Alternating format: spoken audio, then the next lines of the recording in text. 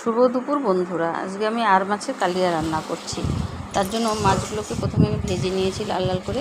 তারপর কড়াই গরম করে তাতে তেল দিয়ে তার মধ্যে তেজপাতা আর গোটা জিরে ফোড়ন দিয়েছি।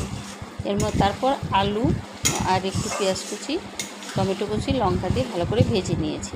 তারপরে মশলা দিয়ে দিয়েছি জিরের গুঁড়ো, ধনের গুঁড়ো, লঙ্কার গুঁড়ো, একটু হলুদ, পরিমাণ মতো নুন আর একটু পেঁয়াজ বাটা, আদা বাটা দিয়ে ভালো করে এখানে কষাচ্ছি।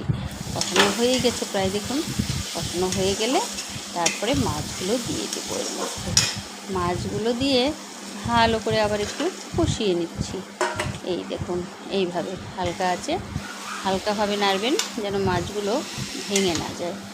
এইভাবে মাছগুলোকে ভালো মতো মশলার সাথে মিশিয়ে নিয়ে ভালো করে ভেজে নিচ্ছি। এরপর এই ভাজা হয়ে গেলেই এর মধ্যে দিয়ে দেব একটু জল।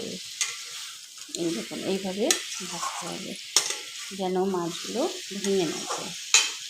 এইভাবে রান্না করে দেখবেন, ভীষণ ভালো লাগে খেতে। এইভাবে ভাজছি। এবার ভাজা হয়ে গেছে, তেল ছেড়ে দিয়েছে মশলার থেকে। এরপর জল দিয়ে দিচ্ছি, অল্প পরিমাণে জল দিলাম, বেশি ঝোল রাখবো না, তার জন্য অল্প জল দিয়ে দিলাম। জল দিয়ে আবার মশলার সাথে মাছগুলোকে ভালো করে নাড়াচাড়া করে মিশিয়ে দিলাম।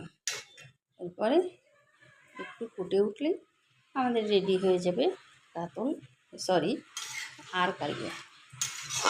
একটু গরম মশলা গুঁড়ো